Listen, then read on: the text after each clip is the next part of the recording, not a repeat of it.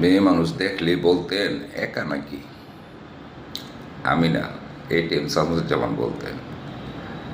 খুব সম্ভবত নয়নমণি সিনেমায়, আমরা তখন ছোট ছিলাম, সংলাপটা সারা বাংলাদেশে হিট হয়েছিল।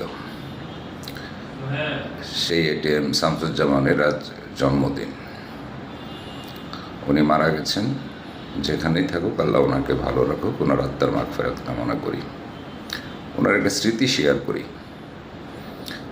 সুপারহিট মুভি প্রেমের সমাধি সিনেমার শুটিং। উনি এক কৃপণ লোক। স্ক্রিপ্টে এমন ছিল যে এই গুড়ের বাতাসা, লাল বাতাসা উনি গ্লাসের পানিতে চুবাইয়ে চুবাইয়ে খাইতেন, মানে মিষ্টি খাইতেন না, মানে বাতাসা যাতে চাবাইয়ে খাইতেন না যদি শেষ হয়ে যায়। কিন্তু শুটিংয়ে লাল বাতাসা মানে গুড়ের বাতাসা খুঁজে পাওয়া যায় নাই, পাওয়া গেছে সাদা বাতাসা, চিনির বাতাসা। এখন কি করা যায়?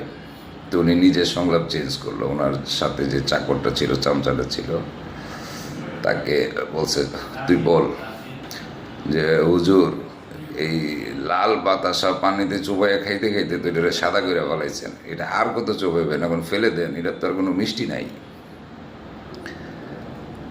কি সুন্দর চমৎকার করে উনি সংলাপটা চেঞ্জ করে দিল। এই মহান অভিনেতার প্রতি শ্রদ্ধা রইল।